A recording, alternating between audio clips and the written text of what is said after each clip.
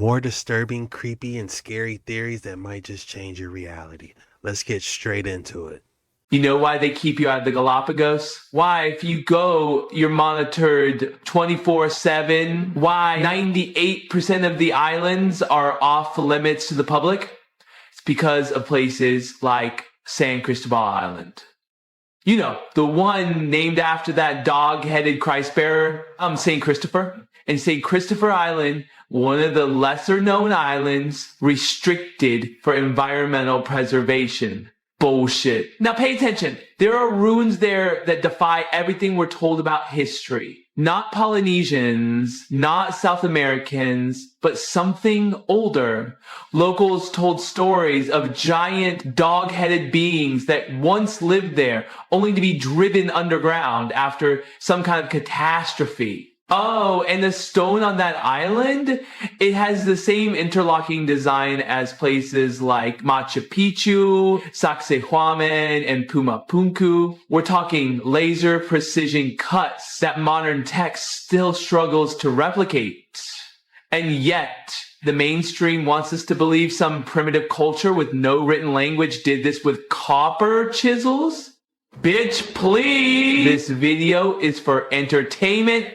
And what's that thing people say? Oh, right. And satire purpose only. They said St. Christopher, the dog-headed person. Where have I heard of that before? What if I told you that St. Christopher, who is often depicted as a dog-headed saint, actually was a dog-headed saint? And not only that, but I could prove it. Would you keep watching? You see, not only have these dog-headed creatures been talked about throughout history, but I actually found one. A petrified one. A really, really, really well-known petrified one. But before I show you actual evidence of the Egyptian demigod Anubis's remains, I gotta build a case. And I'm gonna let a few people who have built the case for this do this for me. Throughout history, there have been numerous accounts of dog-headed people living in distant lands. You've probably seen images of the cynocephalus before. Cyno means... Hold on, let me write this down. Cynocephalus. We are officially on Dark Waters 9 early, man. I was hoping to get a couple funny ones, but I see we getting straight to the nitty gritty, huh? Cynocephalus. Oh my God. Dog, and cephalus means of the head. For example, you've probably seen the Egyptian god Anubis, the god of death and embalming. Anubis has been found in Egyptian tombs, and he has the body of a man and the head of a jackal. This is a cynocephalus. The detailed written accounts by explorers, conquerors, and missionaries of these cynocephali in India, Asia, Africa, and Europe are actually rather consistent. In fact, these strange beasts were described in writings as recent as the last few hundred years. There are clear depictions of cynocephali in the writings of St. Augustine, Alexander the Great, Marco Polo, even Christopher Columbus. Maps as recent as the Piri-Reis map of 1513 actually depict the cynocephaly. I found pictures of this map, and guess what? These beings are on here, clear as day. Not only once, but twice. Here's a still image of it, and it's a real map. I verified it. One of the earliest accounts of the cynocephaly dates back to around 400 BC.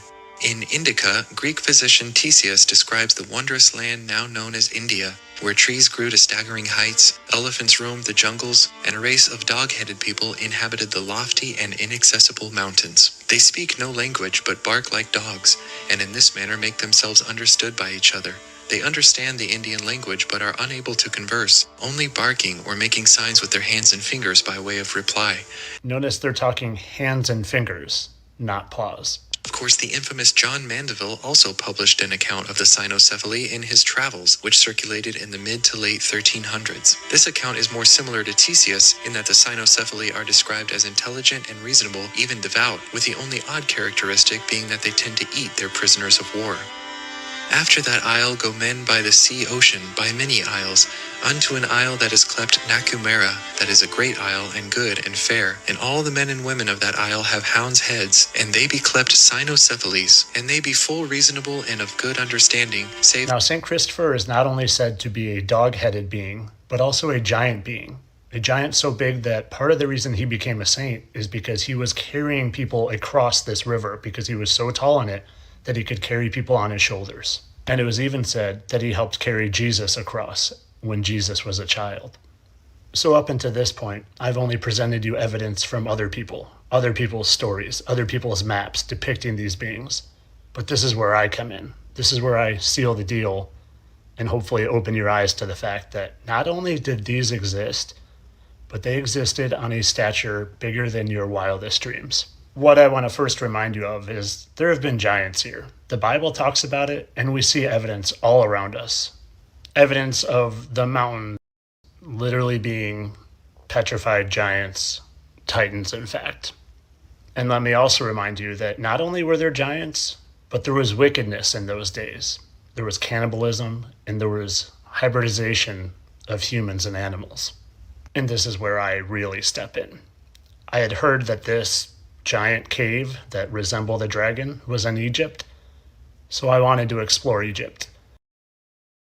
I was just looking at this cave before making this video. I kid you not. I saved the picture because it was so wild. We're going to jump back on this one after this video. Got my notes, my handy dandy notepad.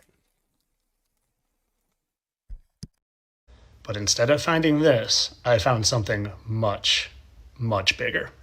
I found the literal corpse of petrified Anubis right in the middle of Egypt, shown here with his head even down to mouth and nose. Now you might not see it at first, but let me just make it a little more clear. We have his mouth here and his nose, his eyeball, his whole head here obviously, neck, down to his body and torso, and he even has a tail.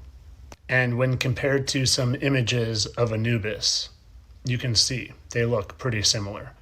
But there's a smoking gun, and I'm about to show it to you. You see, even in the hieroglyphics, Anubis is depicted with this, and sometimes that is in his staff, kind of like in this hieroglyph. And even in cartoon images, he's depicted with it. And I don't know about you, but what I see in that staff, I see right here, even with its long, straight, petrified staff. Now, if that's not a smoking gun telling you that this is actually the Egyptian demigod Anubis, I don't know what is. Now, I went on to find some even crazier anomalies in this terrain, like this bird-looking creature right here, and this owl-looking one right here that I'll show you in a second. But let me also point out his tail that comes down and around.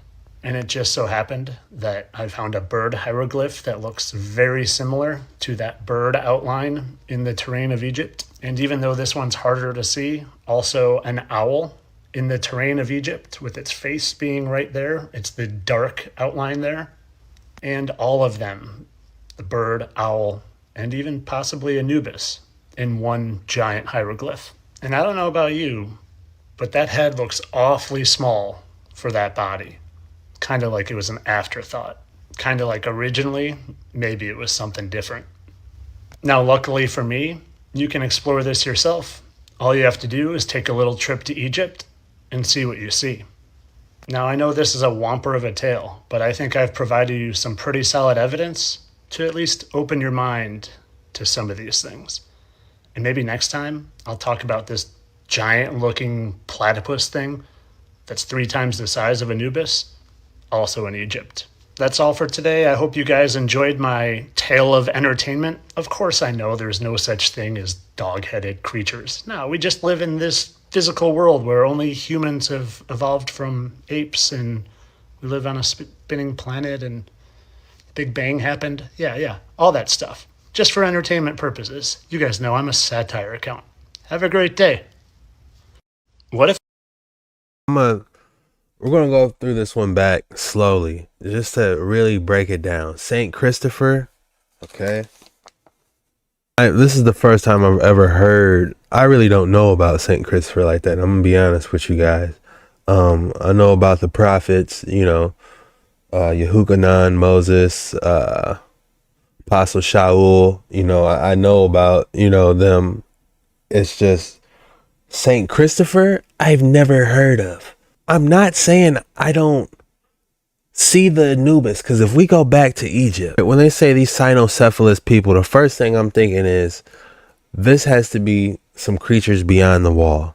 This has to be on some type of land, or they got eviscerated with the ice age. I don't know, but that's just the first thing that comes to mind of where these guys could possibly be at if they're real. Look at the map. Pierre de Sellers 1550 world map. This is going to be a juicy one. I have to cover this. I can't look away. This is disturbingly interesting, guys. And a race of dog-headed people inhabited the lofty and inaccessible mountains. They speak no language but bark like dogs, and in this manner make themselves understood by each other. They understand the Indian language but are unable to converse, only barking or making signs with their hands and fingers by way of reply. Yeah, and if we look here, we can see the hand signs going on. Okay. Bro is serious. Look at him. This isn't a game. This might have really happened, because look how serious he's looking. Like, this ain't, you know what I'm saying? I get it. The fallen angels was doing gene experiments. They are doing different gene slicing. They was getting a CRISPR on. I get it, back in the day, the fallen angels. So to think that was happening, this ain't that far-fetched. So that's why I'm like, damn, did this really happen? And reasonable, even devout, with the only odd characteristic being that they tend to eat their prisoners of war. After that isle go men by the sea ocean, by many isles, clept Nakumera, that is a great isle, and good and fair, and all the men and women of that isle have hounds' heads, and they be clept cynocephales, and they be full reasonable and of good understanding, save... Now, St. Christopher is not only said to be a dog-headed being, but also a giant being. A giant so big that part of the reason he became a saint is because he was carrying people across this river. Because now I get giant people in the day. So it's not that far that there were giant people back in the day. All right, this is what I was waiting on. Look at this. You could see the literal dog shape that he was referring to. The nose, the snout, the eye, the ears. But the ears might have been a little pointy. If I'm not mistaken, jackals, have pointy ears, right? So this is more like a flap down. Shown here with his head, even down to mouth and nose. Now, you might not see it at first, but let me just... But you could see the staff right here. Crazy. That's crazy work, though. What are the odds of having a dog-like head and a staff for Anubis, though? What are the odds? The circle, the cross, and the downwards. That is tough. Let me know your guys' thoughts below on that. But let's finish this one off, because it's this is highly interesting. Shout out to Roger at Mud Fossils. He be on his giant earth stuff, Titans too. I don't agree with a lot of stuff he says, but they're interesting nevertheless. Get a little more clear. We have his mouth here and his nose, his eyeball, his whole head here, obviously, neck down to his body and torso, and he even has a tail. And when compared to some images of Anubis, you can see they look pretty similar. I could see the nose, snout. I could see it, but these pointy ears are prominent. If it had the pointy ears, that would sell it 100%. But the staff and the dog-like structure next to it, again, is, what are the odds of that? What is that, a coincidence or what? but there's a smoking gun, and I'm about to show it to you. You see, even in the hieroglyphics, Anubis is depicted with this, and sometimes that is in his staff, kind of like in this hieroglyph. And even in cartoon images, he's depicted with it. And I don't know about you, but what I see in that staff, I see right here, even with its long, straight, petrified staff. Now, if that's not a smoking gun telling you that this is actually the Egyptian demigod Anubis, I don't know what is. Guys, I literally don't know what to say.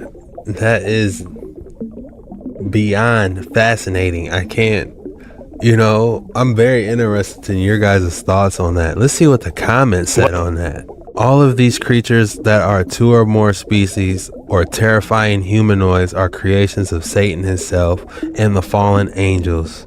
Satan, aka the master, is the god leader of the reptilian race. They are masters of science and genetics. Damn. Another one said hybrid. This is why the earth was flooded the first time. The fallen angels mess with the DNA. That's why the Bible is full of genealogy and why Jesus was a spotless lamb. He was not of hybrid blood but pure human. It was rare back then. I'm with you on a lot of stuff, man, but honestly, I feel like you're wanting to find something in everything you do. I take that same image and make it into 20 different animals. You think they would have left their god laying on the ground like that? If Anubis was real and did exist and he did die, that would have worshipped the body, probably buried him in a huge tomb. They wouldn't just leave him to be fossilized in the ground. My question is how are you gonna pick that thing up? And here's another thing. If there were giant creatures that big, what's to say that a giant dragon wouldn't start eating them? You know what I'm saying? But I don't know. These beings were 20 to 50 feet in height, not thousands of feet tall. That would be outrageous. You couldn't sustain life that big. Think about how much of 1,000 feet tall that would need to eat and drink and how much oxygen he would need to breathe. It doesn't work. That's what they're saying. But you got to think of, we're just in the inner part of Earth realm. So there's no saying how big this realm actually is. So I'm in the middle. I'm neutral. I see what the comments are saying about that last video, but at the same time, I see what he's saying. You know what I'm saying? It's stuff's. There were titans back in the day, giants. But something that big on that level, you're not looking down at people like they're grasshoppers. You are looking down at them like they're ants. Like really small ants. This said grasshoppers, not ants. So I don't know. Y'all let me know y'all thoughts below on that one. Sorry I took so long diving on this specific one, but I had to, man. We got some more stuff we need to cover on that, as a matter of fact. I'm not mad at him for finding that. I love looking at disturbing stuff like that, creepy images, so it's like, damn, there's like a smack, a virtual smack. Cynocephaly is a mythical trait where a person has the head of a dog or jackal. The word literally means dog-headedness, implying a human body with a dog's head. This mythological concept appears in stories and legends from various cultures, including ancient Egypt, India, Greece, and China. But the Michigan Dogman was a creature allegedly seen in 1887 by two lumberjacks. It was described as a 7-foot-tall bipedal creature with canine-like features, blue or amber eyes, the torso of a man, and a terrifying howl that sounds like a human scream. According to legends, the Michigan Dogman appears every 10 years, specifically in years ending in 7, so 2027. Sightings mostly happen in the northwestern part of Michigan's Lower Peninsula. Believers say that clapping can scare the Dogman away. In 1937, in Paris, Michigan, Robert Fortney claimed he was attacked by 5 wild dogs. and one of them walked on 2 legs. Other similar sightings have been reported throughout the years. In Wisconsin, the Beast of Bray Road is the name given to a wolf-like creature that has been reported near Elkhorn, Walworth County. It is also described as a 6 to 7 foot tall creature with a humanoid body covered in fur, a wolf-like head, and large glowing red or orange eyes. Cynocephaly is... Believers say that clapping can scare the Dogman away. Clapping? Are you serious? Clapping? Oh my God. That kind of reminds me of this. If you think the bear might eat you, clap your hands. Your hands. If he thinks you're really yummy and he wants you in his tummy. If you think the bear might clap your hands.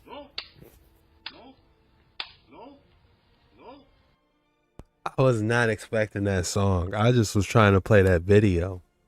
But man, shout out to Baby Turtle for that video. She sent me that. I mean, what are you supposed to do in that situation? Probably like spread your arms out and like yell. That's what I would do. Like, ah! You know what I'm saying? My man started clapping. And then he reached in his pocket like he had a Dillinger or something, you know? Like that was going to make the bear, but it seemed like the bear just was genuinely interested. That's why when that saying you get attacked by a wolf man and, you know, you start clapping, that ain't working here. So I wouldn't recommend that. My question is why would our ancestors draw this in the first place? That's my question. You know, so it makes you think that these ancient drawings might have some type of validity. You know, they can communicate with hand signs, you know, whatever. This is a tough one.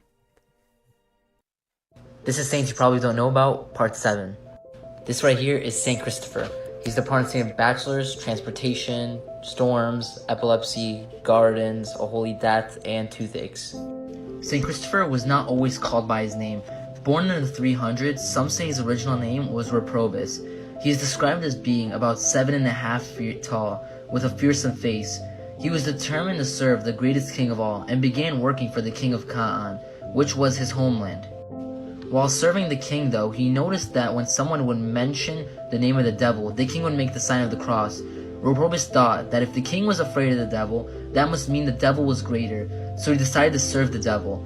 One day he came across a pack of robbers traveling on the road, one of which claimed to be the devil himself. Reprobus watched as the devil refused to walk on the side of the road that a cross struck on the ground. This led him to believe that Christ was greater than the devil. He went in search of Christ, wanting to serve him as the greatest king of all. But while looking for Christ, he met a hermit who baptized him, and he taught him all about Christ. His ministry as a Christian was to help people across a very dangerous river, where many people died in their attempt to reach the other side. Due to Christopher's size, crossing the river was much less of a challenge for him, and he was able to safely see travelers across the raging river who were struggling to cross. One day, a small child came to the bank of the river and asked Christopher to help him across. Christopher picked up the child and began to carry him on his shoulder through the water. But as Christopher walked, the child got heavier and heavier as if he was made of lead. Christopher could barely carry this small child who weighed so much.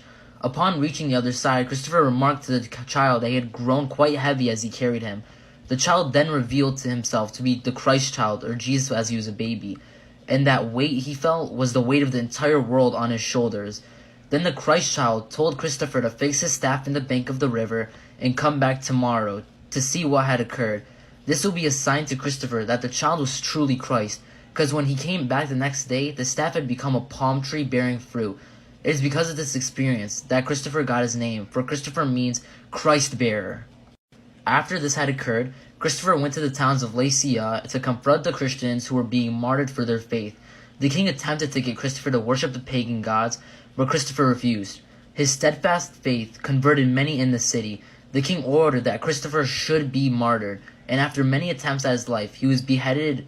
Saint Christopher had become a soldier for the faith, firm in his conviction to the very end. He died in 251 AD. So these are two prayers for Saint Christopher. The one on top is actually for traveling protection.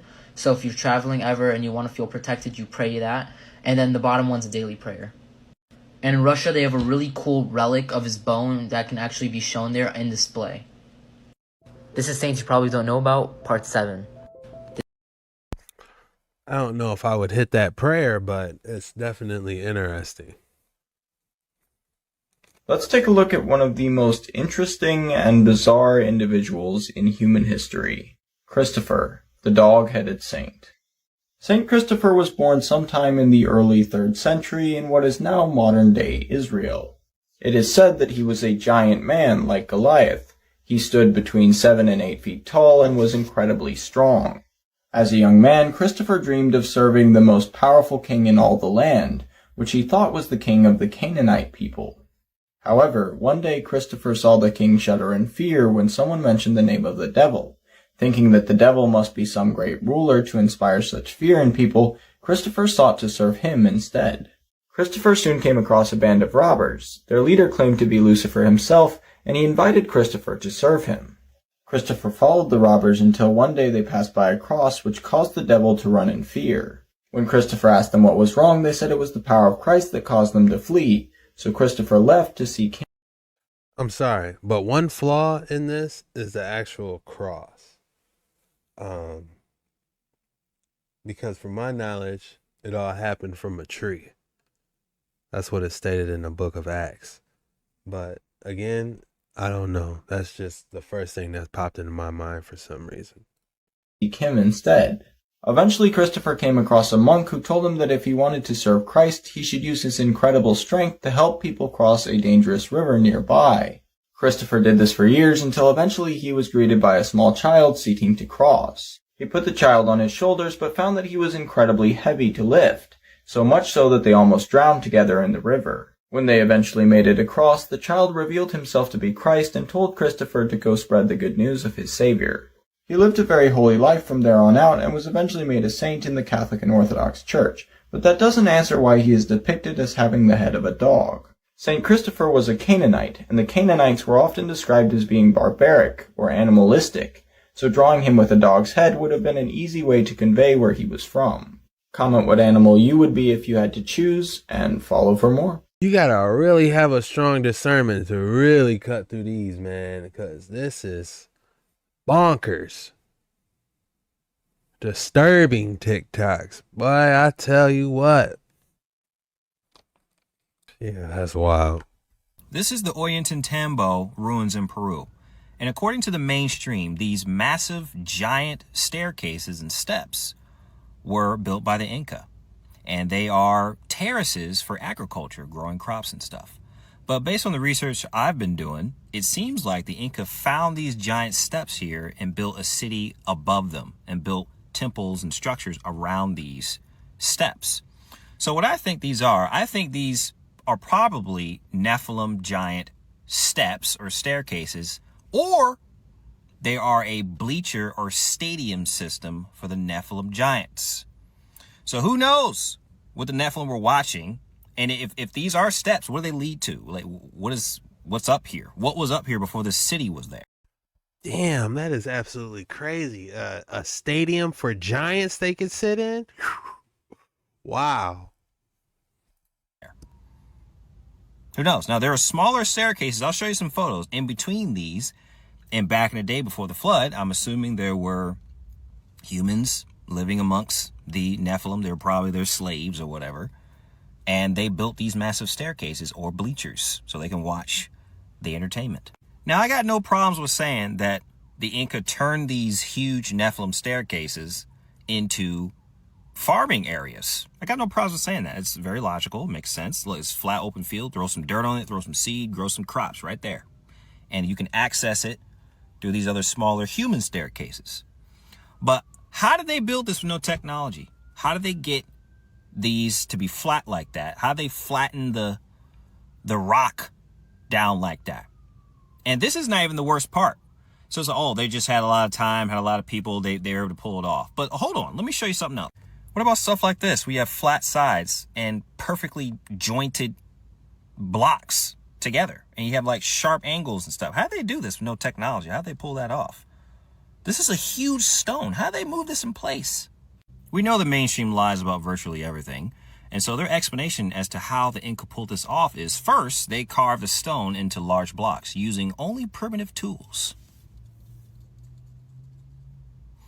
Then they transported the blocks up to the mountain using a system of pulleys and ropes. Vague. What's the system? What is the contraption that they use with pulleys and ropes to get all those rocks up there? Vague. I need more information than that. Finally, they fit the blocks together using a technique called ashlar, in which each block is cut to interlock with the ones around it. How did they cut the rocks? How did they cut? They're saying cut. They're saying cut. How did they get the rocks to look perfect? That Tetris perfect look. That Tetris perfect look, guys, they had some type of ancient laser technology, or they harvested energy from the sun and was able to beam it down. That's how we get all those melted rocks. I don't know how they did it, but they did something with the sun. Is, if you had to ask me, is the theory I'm concluding with. They harnessed some type of solar ray technology to slice these rocks. How did they do this? How did they lift these? Was it just a bunch of dudes that lift this up and put those into place like that? How'd they cut them to be square? How'd they cut them to be square like that? No technology? I believe that they may have had abilities back then. Earth bending, sound abilities, using sound to shape things. Damn, he took it a step further. He said earth bending?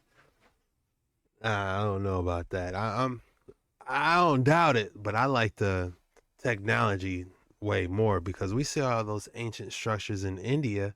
They were doing something. Maybe even laser technology, like that Avatar stuff, Earth, fire bending, earth bending, water.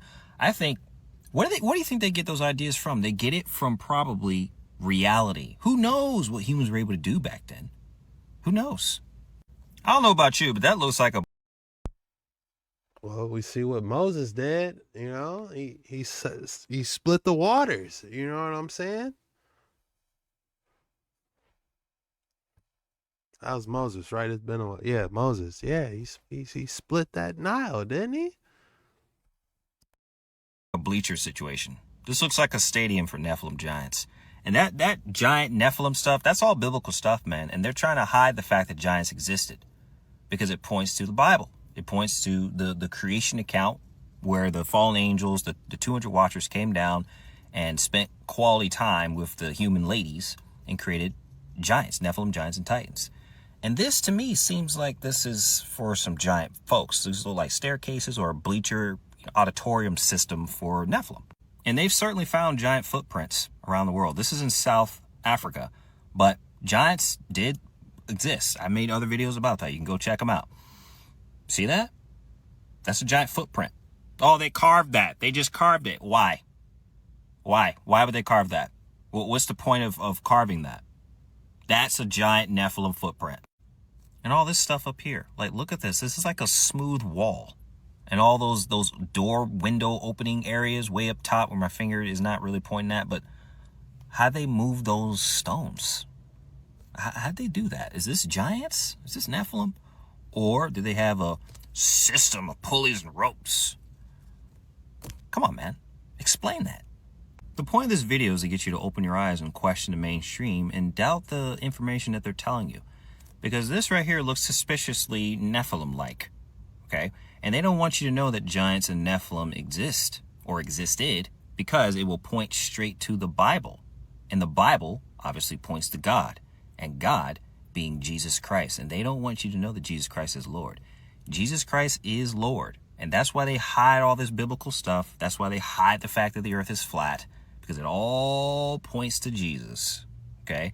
So that's the whole point of this. Question the mainstream. Question the matrix. They're trying to trick you. They want you to think that Christianity is a religion, when in fact, it's actually the truth. This is the... I like him, man. That's I Go By William. If you want to check out more of him, he's a pretty cool dude, man. He'll probably get tired of me, because I'm like, all right, say it one more time so I get it. Have you heard of the living God in the Malur temple of India? Yes, there is a statue of Lord Narasimha, the half-man, half-lion deity, and he is said to be alive. But how is this even possible? According to the temple priests and even the local villagers, they've examined the statue closely and insist that the skin of this so-called stone idol is actually soft and warm to the touch. Let that sink in. Stone feeling like real skin and flesh. How can this be? Experts continue to insist it's just a stone sculpture, but locals aren't convinced. They believe it's not ordinary stone at all, but a mud fossil, a petrified ancient body of the god himself, waiting silently. And what's more chilling? They say he can come alive and begin walking anytime. Why do we keep hearing about these strange and ancient legends in India? Is there something more? Shout out to Pareen Mohan for that creepy theory. Those statues actually being live at one time? I wonder what it feels like touching that one little spot that they kept jabbing at. Is that skin that didn't get touched by the petrification? Oh man, somebody hit the jackpot. But that gold is probably cursed. Oh, look at those extraordinary golden statues.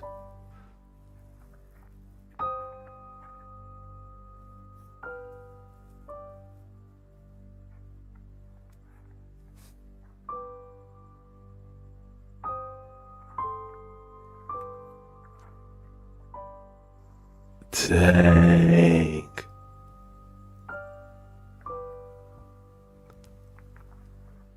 Are these fake or are they real? They look real to me.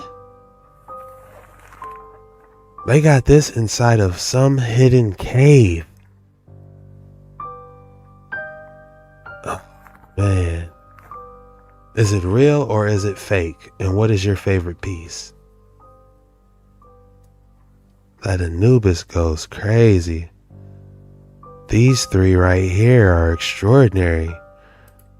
If that's made out of pure gold, man, how much would all this be worth?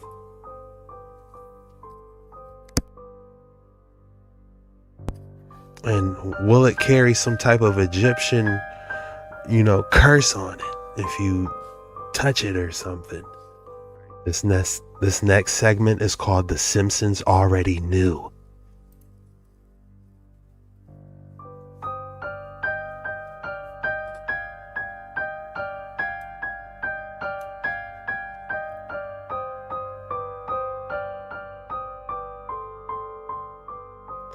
It's almost like the people that write The Simpsons are connected to these different events.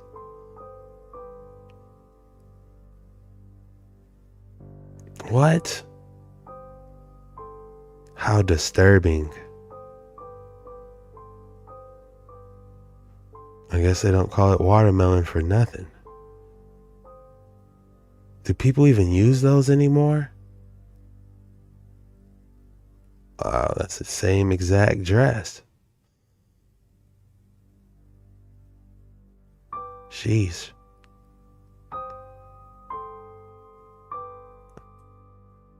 Unbelievable, that is. This last one is diabolical. What exactly are they trying to do with these different events? Who's actually writing behind The Simpsons that predicts all this? Someone had asked AI, what does the universe truly look like? And they wanted a picture. And this is what they gave them. Now, hold on real quick. I zoomed in on this shit.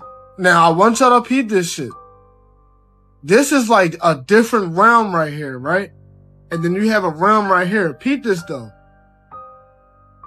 This supposed to be all of the different, like, star systems or whatever. But you know what I noticed in this shit, y'all? How there's boundaries. And how there's a flat plane right there. You can see that, right? Now, you know they be trying to tell us, bro. That's what AI is meant to do. Artificial intelligence. They're telling us that there are beings on the outside of this skirt that's looking inside. Look, you can even see that there's cities and everything on the outside. And then if you look at the picture different, it's looking inwards. It's not a circle, like they're looking inwards, yo. I've been trying to tell y'all. Wake up! It's almost like it was showing the separation of different realms. Here's a compilation of recent UFO, orbs, some type of sightings going on around the world. If this is a star zoomed in, look at how it just is like reflecting on water. Could these be the orbs all the way zoomed in is the question.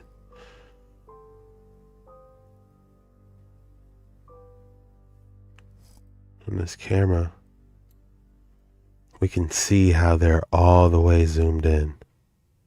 The star figure. What is going on here? Dang, this one has something orbiting.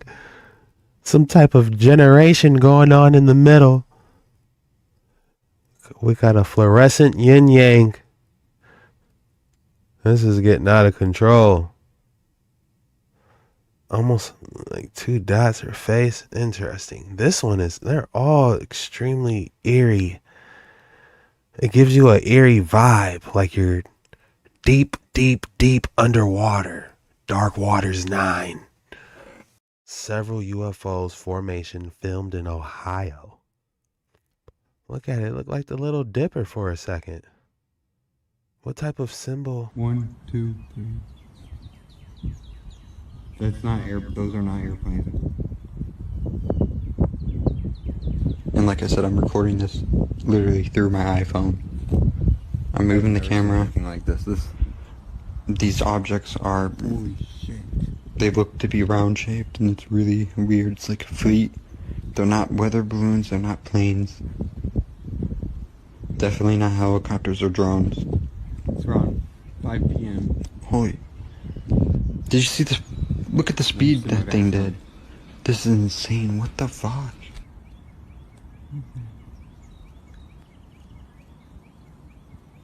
We're disappearing. One just took off and shot to the left. Did you see that? It just was. Pew! Oh my god. What did I just video? Oh my god. Oh my gosh. What was that? Para mucho más contenido, sígueme en mi canal de YouTube, OVNIs Reales. I'm losing my mind. Oh my god. For a second, it looked like they went right through the moon, didn't it? It looks like they're still having operations to the moon, but they're not telling anybody. What exactly is going on? In the sweltering heat of July 1986, a construction crew near the town of Guanghan in Sichuan province, China, were digging a ditch for a power line when they discovered something extraordinary. Beneath the clay lay a pit, stuffed to the brim with mysterious bronze statues with staring eyes and twisted grins. Realizing this was no ordinary find, they called the local museum. And what happened next would rewrite history as we know it. Archaeologists quickly descended on the site and uncovered two massive sacrificial pits. And inside, along with the bronze masks, was a remarkable amount of ivory and something else of value, something which matched nothing of any known Chinese dynasty to date. No writing, no graves, and no records. It seemed like this ancient civilization, now known as Sanxingdui, had just suddenly vanished without a trace. In The line for that escalator was too long after WrestleMania. Now guy is going viral for being out of shape and drunk.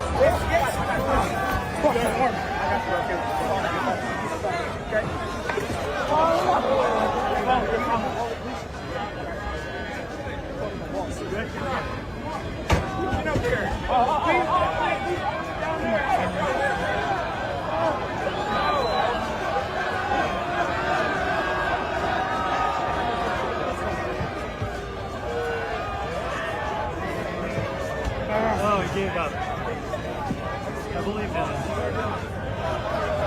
One more time. One.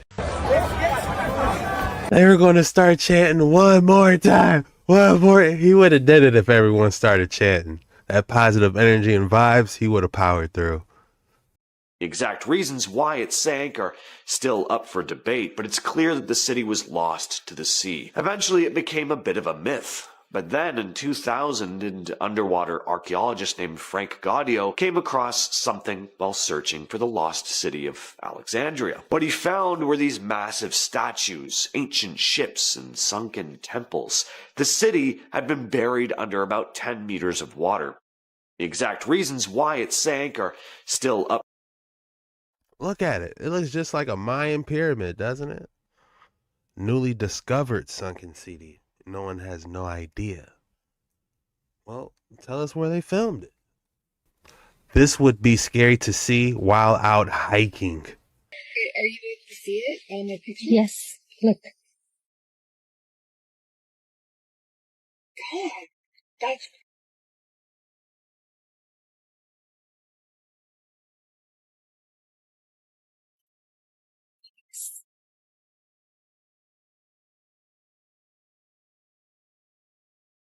You better run. Bigfoot teleporting nowadays. This man was digging in the garden of his house and found this.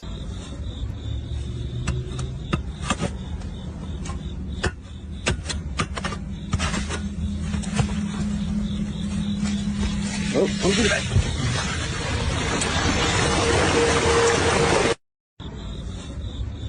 After a sinkhole opened up near the pyramid, archaeologist Sergio Gomez Chavez and his team discovered a tunnel that had been sealed for over 1,800 years. And inside they found all kinds of offerings, crocodile teeth, jaguar statues, and crystals shaped like eyes. But the weirdest find was a model of mountains with pools of liquid mercury to represent the lakes. The walls were covered in pyrite, which would have made the place look like it was sparkling under the bright light. See, Teotihuacan was built to represent the three layers of the universe: the heavens, the earth, and the underworld. This tunnel was made to represent the dark, watery underworld, the place where life and death intersected. After a sinkhole opened up near the pyramid, what a spectacle that would be, seeing all the crystals dazzling.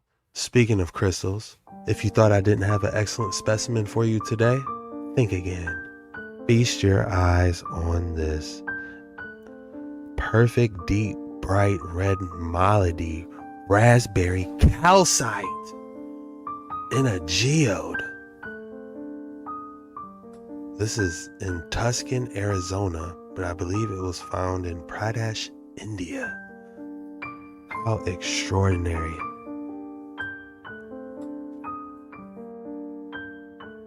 You can see the crystals. You can see it's almost like a white sun on top of a red cube-like structure engulfed in this crystal-like geode. If I had to name this piece, I would name it Raspberry Snow Puff. The gorilla knew he did too much.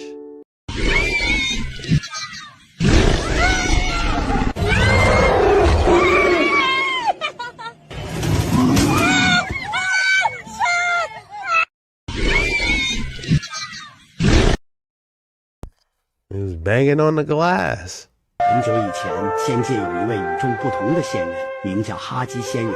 他不像其他仙人那样整日打坐，而是沉迷于研究各种稀奇古怪的仙术。其中，在很久以前，仙 That cat isn't about to give you a side quest. I don't know who is. I've shown you hundreds of lingams on my channel, but this type of lingam, a lingam with a face, is quite rare. And it's even more rare to see an ancient Mukha lingam. Look how his nose is also deliberately destroyed, and his face seems to have some mesmerizing energy, but he's also shown with a third eye. You will find this third eye depicted on most Shiva statues, and when he opens his third eye, the enemy is destroyed and the world is awakened. Is it really a third eye? I've shown you hundreds. I don't know, but him getting up and turning into a statue walking away is crazy. Alright guys, this one's extremely creepy. What exactly is he crawling into? Is the question.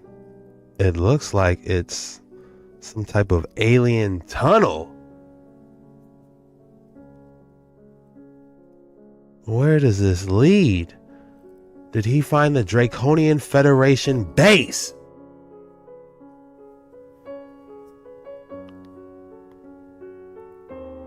This gotta be in Russia or something. This is like some type of hidden footage.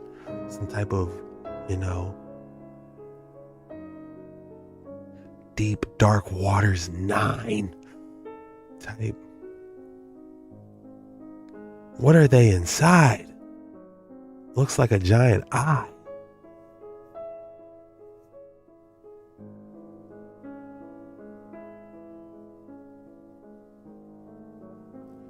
How interesting. Look at this structure though. Is it a tree trunk? What is it? Drop your thoughts in the comments below. Strategically situated on a monolithic rock close to the Tigris River in the southwest of Turkey, you'll find Ejil Kalesi and its ancient tombs. These incredible structures were carved directly from the bedrock, which is an extraordinary feat for the tools of the time. Nobody is really sure who built this intriguing structure, but on the west side of the castle, a cuneiform relief was discovered, which only appears for 1 minute at sunset. From this, archaeologists dated the site back to 3,000 years ago. However, researchers believe it could be around 8,000 years old. It is believed that the Assyrians discovered the castle, which was already built at the time. But there is another interesting part of this historical site: its mysterious ancient tunnels. There are 4 known tunnels carved directly through the rock, and it is believed there are more yet to be discovered that could stretch as far as the Tigris River and the bathhouse in the valleys. Strategically situated on a monolith. It does look like somebody just took like some type of ancient drill through that rock. But what type of technology did they have back in the days is the question. Hey guys, this one is a banger. We got more alien and UFO disclosure coming straight at you, bucko. Encounter in the Dolomite Mountains, Italy, 1968. I was walking for help, and suddenly I walked into a wall of fog, and at about 300 meters there was a huge UFO. I continued walking, and at about 40 to 50 meters to the right of the UFO there seemed to be an enormous robot figure. It had 3 legs with 4 arms, and it seemed to be working outside of the object. I was befuddled. The light was incredibly intense, and it hurt my eyes. It had a kind of halo of orange-violet light, which reached about half a meter beyond the skin. The light didn't spread further than this halo, and where I stood was still dark. Dal centro dell'UFO si apre una luce arancione, a metà di questa luce nel centro c'era come una luce viola, e acceso un essere con un casco. I saw a figure with a glass helmet on. The eyes were like a cat's eyes, emerald green and white. Its nose was also cat-like. It had a finely drawn mouth. The skin was olive-colored and flawless. Its head suggested rubber and was completely unwrinkled. He came towards me. Telepathically, he asked me where I came from. Un verde chiaro, oliva chiaro, chiaro, chiaro. E quando muoveva la testa così, era come se fosse di gomma, non faceva rughe, niente. Then he told me about them. He said they came from another galaxy, very, very far away. They were from another planet, which had at some point suffered from some kind of disaster. It was 10 times bigger than Earth, and it had 2 suns, a large sun and a smaller partner, the so-called binary star. Their UFO was... What if he's saying something else and they translating it to something different? Because maybe he came from somewhere on Earth instead of some galaxies away. Just something to think about. Transport ship, and they were collecting samples of animal life from our planet, some of which they put there in the first place. Their planet was similar to Earth and had plants and grass, but they needed animals. Come a suo tempo mi ha detto, altri extraterrestri della vostra galassia hanno impiantato. He went on to say that our planet suffered from some kind of imbalance. He also spoke about God. When I asked questions, he looked at me as if I was a fool. When he looked at me, I felt undressed. I felt an inner happiness when he spoke, which I can't describe. I felt at one with everything. God was in me. God was in the air. God was in the air we breathe. God was in the words I spoke. L'aria che respiri è Dio, la terra dove pesti è Dio, i sassi, le piante, tutto quello che ti sconda è Dio.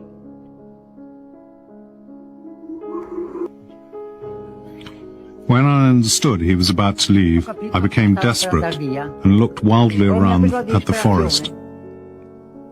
I spoke out loud and begged him not to leave. I sobbed, "Don't leave me, don't leave me." He replied he had to go and couldn't leave me anything at all. It would harm me. I sank to one knee and I sobbed like a child. I pleaded with him. I was inconsolable. This was a very deep and moving experience. Even after so many years, the feelings are still fresh and vivid for Mr. Ritzy. All of the conversation had happened by telepathy. For a year after the encounter, Mr. Ritzy suffered from a skin problem and a neurovegetative disorder. His hair fell out, a common event among those who have had such a close encounter. These are the symptoms of radiation sickness. Walter Rizzi talks about his alien contact encounter. That was a crazy one. Man. He said, he got on one knee and said, "Please don't leave me. Take me with you." Do you guys believe him? Or is he just telling a story for attention? For them to bring in drawers and everything and, draw the guy what he's saying and everything, I don't know. It's a possibility. Didn't he run upon an actual alien that was repairing his spacecraft? All right, guys, if you made it this far, go ahead and drop Doubled Up Saturday. I doubled up on you today. We had a video on Dark Waters and you get a video today on Jet Ski Chuck. So it's doubled up Saturdays. Man, I get lost in the flux zone because, I be on these waters so much. I don't know what day it is, what's going on. All I know is I got to be on these waters. Hey, till next time, I'm going to see you guys soon. Thank you for watching. Your support means the world to me. And this was scary videos that might just make you rethink your entire reality. Scary TikToks.